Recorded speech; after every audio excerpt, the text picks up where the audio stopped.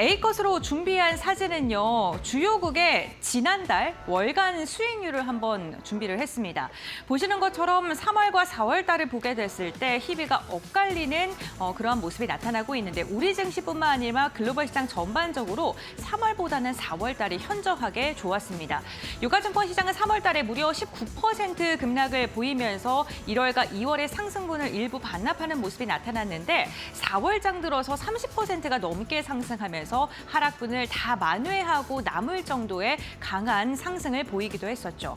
5월 시장이 좀 궁금하실 텐데요. 5월은 통상적으로 세리메이라고 해서 5월에 증시를 떠났다가 10월까지는 지켜보다가 들어와야 된다라는 증시의 격언이 있죠. 그런데 올해는 이 분위기가 사뭇 다를 것이다라는 증권가의 전망들이 쏟아지고 있습니다. 왜 그런 걸까요? 네, 우선 코스피 같은 경우에는요, 그동안 많이 올랐습니다. 1월부터 지금까지 많이 올랐고 그것에 대한 부담감은 남아있는 상황입니다. 그 부담감을 확인할 수 있는 게 바로 PBR인데요. PBR 같은 경우에는 기업의 자본 대비 현재 주가가 얼만큼 올라왔냐 그 부담감을 체크해 볼 수 있는 지표고요. 2배가 넘어서게 된다면 과열됐다라고 판단을 하고 1.6배 정도면 상단 부근에 자리했다라고 분석을 합니다. 그런데 지금 PBR이 1.6배 정도에 머물러 있는 상황이고요. PER 같은 경우에는 기업들이 지금 얼마만큼의 돈을 벌 것으로 예상되고 그 이익 대비 주가의 위치가 어느 정도인지를 판단하는 지표인데 10배가량이 돼야지 이제 조금 과도하게 올랐다라고 이야기를 하는데 현재 구간 7배 수준에 머물러 있으면서 지수가 이렇게 올랐음에도 불구하고 PER 같은 경우에는 하단 부근에 머물러 있는 상황입니다. 밸류의 부담감과 기업들의 실적을 안고 지수가 더 상승할 것이라는 그러한 엇갈리는 그 전망들이 좀 공존하고 있는 상황인데요. 다만 5월 달 들어서 많이 올랐기 때문에 차익 실현에 대한 욕구라던가 중동에 대한 지정학적 리스크를 통한 고유가에 대한 부담감, 그로 인해서 금리의 변동성 같은 경우에는 시장에 좀 부담으로 작용할 수는 있겠습니다만 시장에서는 여전히 PER 7배 이 부분을 좀 주목을 하고 있는 듯한 모습입니다. 왜냐하면 기술적 지표를 보게 됐을 때 아직 그 2월에 우리가 6,000포인트를 돌파했을 때와 비교했을 때 과열되지 않았다라는 그러한 수치가 나오는 기술적 지표들이 많기 때문인데요. 우선 코스피의 이격도를 보게 되면요. 현재 구간 110 그러니까 과매수 구간이긴 합니다. 그렇지만 2월과 비교했을 때는 그 피레침같이 올라온 게 상대적으로 아랫부분에 머물러 있고요. 2021년 코로나 이후에 주가가 상승했을 때 이 정도 부근에 현재 머물러 있는 상황이고요.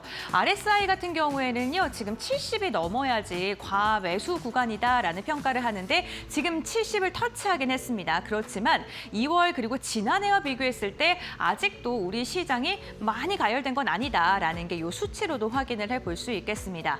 특히나 외국인이 올해 주가 지수가 많이 올랐던 만큼 시장에서 지속적인 이탈이 나왔었는데 보환율에 대한 부담감 속에 외국인의 차익 매도 물량이 좀 쏟아졌었죠. 그런데 지난달에 매수로 좀 돌아서는 움직임 나타났었고요. 여기에다가 반도체로 집중됐던 순매수가 다른 업종으로 좀 퍼지는 듯한 모습도 나타났습니다. 그리고 5월 첫 거래일인 오늘도 우리 시장을 가장 강력하게 사들이고 있는 건 외국인의 수급이다. 이 부분이 시장에서는 외국인이 매수할 지금 우리나라의 포지션이 굉장히 좀 남아있는 거고 그렇기 때문에 이 부분을 주목해야 된다라고 분석을 하고 있습니다. 특히나 우리나라 시장이 지금 PER 부분에서 아직도 7배 수준에 머무를 수 있었던 건 기업들의 영업이익 추정치가 지속적으로 상향 조정되고 있기 때문인데요. 반도체뿐만 아니라 여러 지금 업종군들에 대한 뷰가 좋아지고 있는 상황이고요. 이익 추정치가 높아지고 있으니까요. 지수가 올라도 PER은 여전히 7배 수준에 머무를 수밖에 없는 상황입니다. 그러니까 기업들이 돈을 잘 벌어서 그만큼 합당한 지수의 평가를 받고 있다라고 바라봐 주시면 좋겠습니다.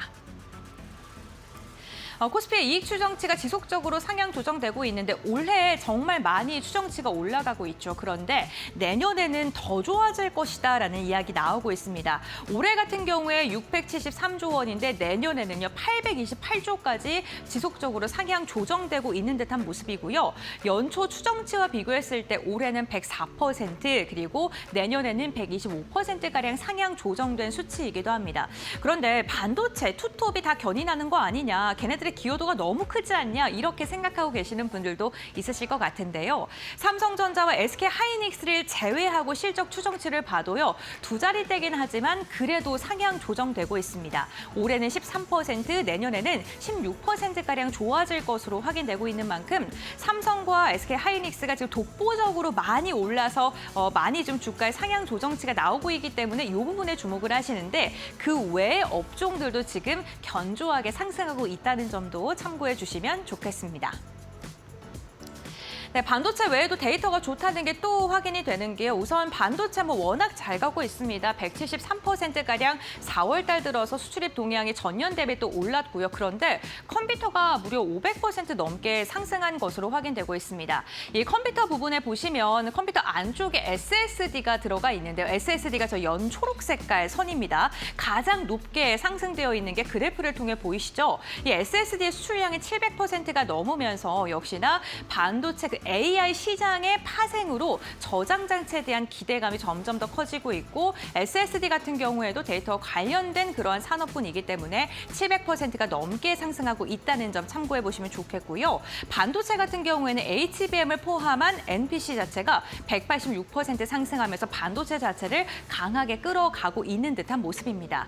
그런데 이 두 가지 말고 우리가 또 주목을 해볼게요. 선박 같은 경우에도 지속적으로 친환경 선박으로 시장의 분위기가 변화하면서 우리 기업들의 수주 소식이 들려오고 있고요. 40%가 넘는 상승률이 지금 나타나고 있고요. 석유 같은 경우에는 오히려 가격이 상승해서 우리가 판매할 때 정제하고 판매하는 그 가격도 올라갑니다. 그 금액 자체가 높아졌기 때문에 석유 제품의 수출 동향 자체가 40%에 가까운 상승력. 화장품과 의류와 같이 지갑을 열고 소비를 해야지 지금 실적에 잡히는 그런 업종들도 지금 많이 좀 가파르게 수출입 동향에서 상승한 것으로 확인되고 있기 때문에 생각보다 이런 화장품이나 의류와 같은 소비재들이 덜 올랐기 때문에 이 부분을 좀 봐야 된다. 이러한 이야기도 있으니까요. 5월당 투자 전략 세우시는 데 참고하시면 좋겠습니다.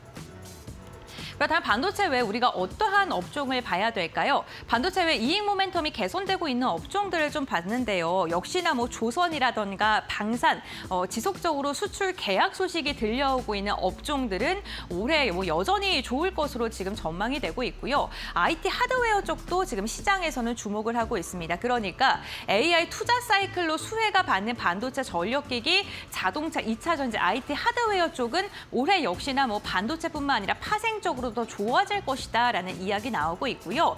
두 번째로는 조선과 방산이 2월과 3월 들어서 실적을 지금 지속적으로 좀 좋아지고 있는 추세가 나타나고 있는데 지정학적 리스크를 통해서 수혜를 얻을 것으로 기대되는 업종은 전쟁이 끝나더라도 주목될 수밖에 없겠죠. 그 부분 주목해야 되고요. 또 증권과 은행 지주사, 코리아 프리미엄 수혜 관련된 기업들 실적 시즌 끝나면 정책 시즌 찾아옵니다. 그와 관련돼서 주목해 보셔야 되고 고환율로 오히려 수혜를 받는 화장품이나 호텔, 레저, 소매 같은 경우에도 보시는 것처럼 이익이 지금 개선되고 있는 게 확인되고 있기 때문에 이 부분 특히나 관광객들이 지금 지속적으로 늘어나고 있는 부분도 참고를 해보셔야 될 것 같습니다. 네, 지금 탄력이 만약에 지수의 탄력 자체가 둔화되고 조정이 됐을 때 저렴한 업종을 좀 들여다보자. 이러한 증권가의 전망도 나오고 있는데요. 건강관리, 증권, 비철, 목재, 화학이고요. 건강관리 같은 경우에는 바이오 관련 기업들 조정 많이 받았기 때문에 봐야 되는 거고 증권은 시장이 화랑이 되니까 좀 지켜봐야 되는데 지금 주가가 많이 안 올랐다. 이렇게 보고 있는 것 같고요. 화학 같은 경우와 비철, 목재 같은 경우에도 마진 스프레드나 아니면 지금 바닥을 딛고 반등하고 있는 이 부분에 대해서 좀 주목을 해보자라고 증권가에서 코멘트를 달고 있습니다. 참고해 보시면 좋겠습니다. 여기에다가 오늘도 코스피가 더 잘 가니까요. 상대적으로 코스닥 갖고 계신 분들 소외되시죠? 그런데 실적 다음은 정책입니다. 하반기에는 코스닥을 기대해 볼 만한데 지금은 아직은 아니지만 지켜봐야 된다라는 또 증권가의 코멘트가 있는데요. 어쨌든 코스닥 3,000피를 만들기 위해서 정부에선 다양한 정책을 쏟아들 예정인데 가장 중요한 게 올해 하반기에 세그먼트가 도입이 됩니다. 그러니까 코스닥을 두 개로 나눠서 좀 운영을 한다는 건데요. 1부와 2부로 나누고 우량 기업, 일반 기업으로 나눠서 우량 기업에 편입되기 위해서는 코스피와 거의 비슷한 빡빡 명확한 그 조건을 좀 충족을 해야 된다라는 게 정부의 방침이고요. 그렇게 됐을 때 ETF라던가 아니면은 뭐 대규모의 자금들이 우량 기업으로 쏠릴 수밖에 없겠죠. 그런 선순환 구조를 만들겠다. 퇴출은 조금 어려우니까 이렇게 하겠다라는 거고 그게 하반기에 지속되는 만큼 이 부분 관심 있게 보셔야 될 것 같고요. 코스닥에서도 업종이 좀 좋아지는 그러한 섹터를 좀 정리를 했습니다. 조선이라던가 IT, 에너지, 반도체, 건강관리 관련된 기업들 생각보다 실적 잘 나오고 있고요. 주가가 상대적으로 덜 오른 기업들도 있으니까요. 정책 모멘텀을 안으면서 실적이 괜찮은 기업들 함께 추려보시면서 5월장 우리 시장에서 또 시장 대비 더 좋은 수익률 얻으시길 진심으로 바라겠습니다.